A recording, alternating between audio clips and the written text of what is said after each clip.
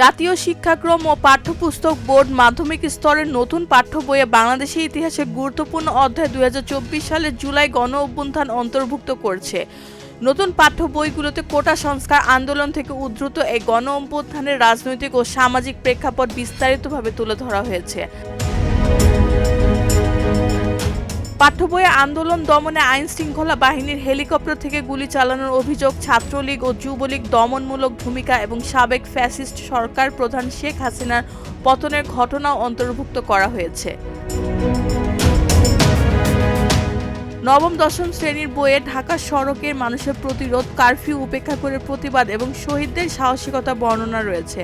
পাশাপাশি ষষ্ঠ ও অষ্টম শ্রেণীর ইতিহাস বইয়ে আন্দোলনের ধারাবাহিকতা তুলে ধরা হয়েছে। এছাড়া পাঠ্য বইয়ে মেজর জিয়াউর রহমানের স্বাধীনতা ঘোষণা ও ১৯৭১ সালে মুক্তিযুদ্ধের তথ্য পুনরায় অন্তর্ভুক্ত করা হয়েছে। জুলাই আন্দোলনে অংশগ্রহণকারীরা এই উদ্যোগকে স্বাগত জানিয়ে বলছেন, এতে নতুন প্রজন্ম সত্য ইতিহাস জানতে পারবে এবং শহীদদের আত্মত্যাগ থেকে শিক্ষা নিতে পারবে।